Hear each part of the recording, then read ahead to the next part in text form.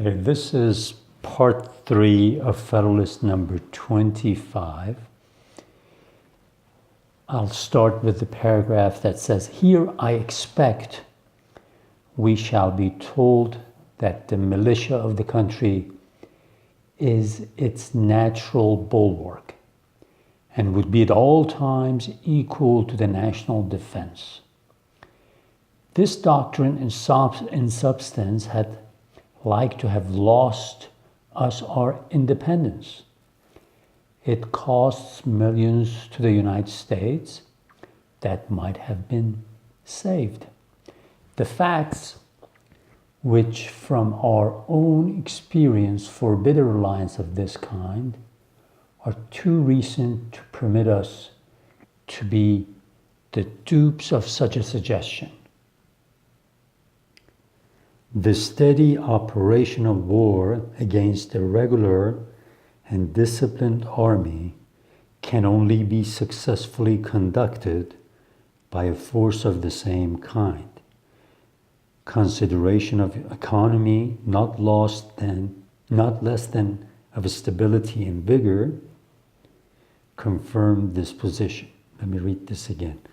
Considerations of economy not less than of stability and vigor confirm this position. The American militia in the course of the late war have by their valor on numerous occasions erected eternal monuments to their fame. But the bravest of them feel and know that the liberty of their country could not have been established by their efforts alone, however great and valuable they were. War, like most other things, is a science to be acquired and perfected by diligence, by perseverance, by time, and by practice. See, he does not mention France, because France came to America's help, especially French Navy came to America's help during the Revolutionary War and helped the United States win the war. So here he says, if we don't have a small army, small professional trained army, then anything can happen to us. Anybody can attack us.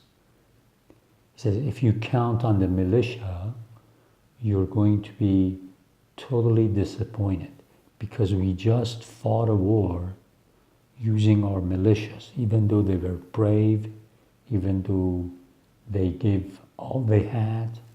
But had France, he doesn't even mention France, had France not come to our help, we might not have won the war. So don't count on your militia to help you win a war, because these militias are family men. They have to go back to their farms, to their families. They can only be used for so long. They are usually not well trained. So he says, again, don't think that you're going to win a sudden attack or defend yourself from a sudden attack by a powerful country like British or Spanish or French by using a militia. Then he goes to the next paragraph. All violent policy, contrary to the natural and experienced course of human affairs, defeats itself. Pennsylvania at this instant affords an example of the truth of this remark. The Bill of Rights of that state declares that standing armies are dangerous to liberty and ought not to be kept up in time of peace. Pennsylvania, nevertheless, in a time of profound peace, from the existence of partial disorders in one or two of her counties, has resolved to raise a body of troops, and in all probability will keep them up as long as there is an appearance of danger to public peace. See, this is the state of Pennsylvania right here, okay? I am sorry this is blurry, But this upper part of Pennsylvania, this northern part right here, it was called the Wyoming County, okay, Wyoming country. And state of Connecticut, which is right there, claimed this part of Pennsylvania till 1786. So he says, state of Pennsylvania, which says in its constitution that in time of peace, we are not supposed to have a standing army. They realized that they had to raise troops because there was going to be some calamity up here in the Wyoming country right here. And if Pennsylvanians who really don't believe in standing armies have had to raise their troops, you can imagine what will happen in the states that do believe in having a small army or a prepared militia. So he says, just look at the lessons of history. And then here in the rest of the paragraph, it's going to talk about Massachusetts, which is right here. And we said that in the western Massachusetts, there was Shays' Rebellion. These poor farmers, led by his former Revolutionary War veteran, rose up, tried to close the courts because they were debtors. They could not pay their debts. A lot of what they had, the values had been lost. So what happened was they could not get the U.S. Army there in time because there was no U.S. Army to begin with. So they had to actually there was a U.S. Army, and a General Knox was sending reports to Washington. But by the time they got there, it would have been too late. So some of the creditors, some of the rich people in eastern Massachusetts actually put some money and got an army to go put this rebellion down. So in the rest of this paragraph, he refers to the Shays' Rebellion. So he says, you have to have a small professional army because rebellions are going to happen here and there every so often. Then he says, the conduct of Massachusetts affords a lesson on the same subject, though on different ground. That state, without waiting for the sanction of Congress as the Articles of the Confederation require, was compelled to raise troops to quell a domestic insurrection, and still keeps a corps in pay to prevent a revival of the spirit of revolt.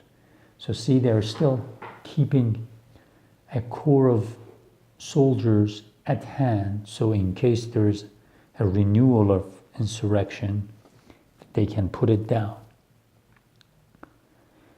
The particular Constitution of Massachusetts opposed no obstacle to the measure, but the instance is still of use to instruct us that cases are likely to occur under our governments as well as under those of other nations, which will sometimes render a military force in time of peace essential to the security of society, and that there is therefore improper in this respect to control the legislative discretion.